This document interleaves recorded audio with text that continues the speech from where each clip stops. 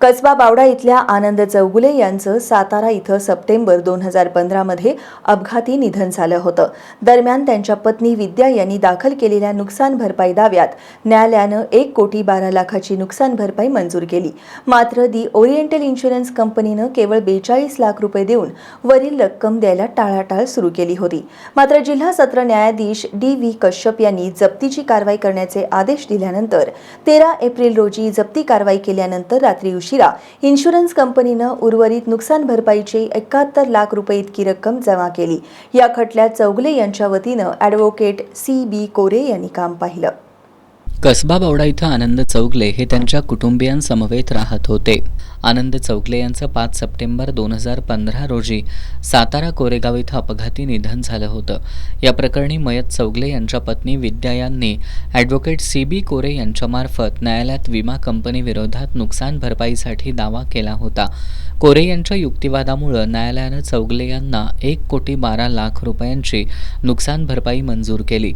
पण दी oriental insurance कंपनीनं चौगुले यांना केवळ 42 लाख रुपये देऊन उर्वरित रक्कम द्यायला गेली वर्षभर टाळाटाळ सुरू केली होती। अखेर जिल्हा सत्र न्यायाधीश डी.व्ही. कश्यप यांनी नुकसान भरपाईसाठी जप्तीचे आदेश दिल्यानंतर सोमवारी 13 एप्रिल रोजी कंपनीवर जप्तीची कारवाई सुरू केली। रात्री उशिरापर्यंत ही कारवाई सुरू असताना विमा कंपनीनं चौगुले यांची उर्वरित 71 लाखांची नुकसान भरपाई रक्कम जमा केली।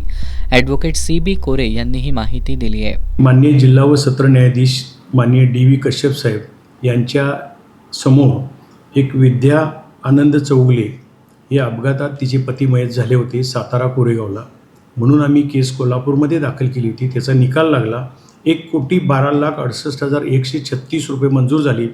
त्यापैकी 42,94,574 रुपये ओरिएंटल इन्शुरन्स कंपनीने पूर्वी भरलेले आहेत, परंतु बाकीची रक्कम 71 लाख त्यांनी भरली नाही, म्हणून 1 वर्षापूर्वी रक्कम वसुलीसाठी दरखास्त दाखल केली होती।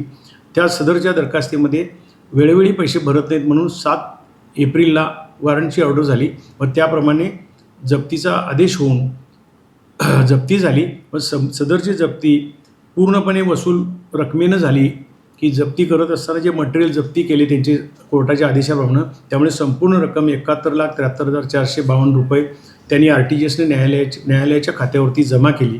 केवळ ॲडव्होकेट सी.बी. कोरे यांच्या युक्तिवादामुळं आणि न्यायमूर्ती डी.व्ही. कश्यप यांनी न्याय दिल्यामुळं नुकसान भरपाईची रक्कम मिळाली असल्याचं विद्या चौगुले यांनी सांगितलं। माझे पती आनंद अप्पासो चौगुले यांचे 5/9/2015ला अपघाती निधन झाले आणि त्यानंतर मी सी.बी. कोरे साहेब, रेंदाळकर साहेब यांच्याकडे मी माझी केस सोपवली होती। त्यांनी केस अतिशय ताकदीने लढवून 1,12,00,000चा क्लेम नोंदवला होता।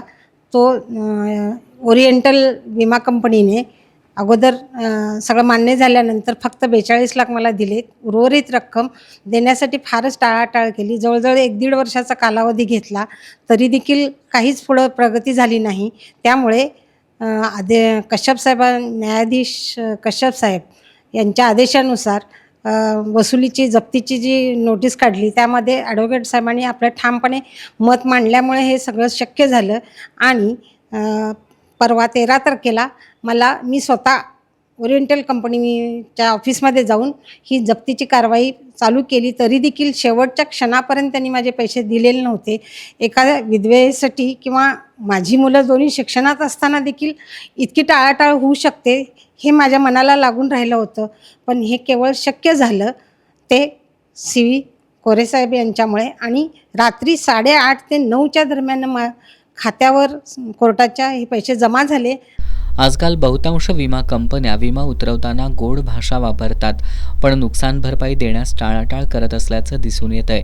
त्यामुळे विमा नियामक आणि विकास प्राधिकरणाचा विमा कंपन्यांवरील अंकुश कमी झालाय का अशी शंका उपस्थित होतीये।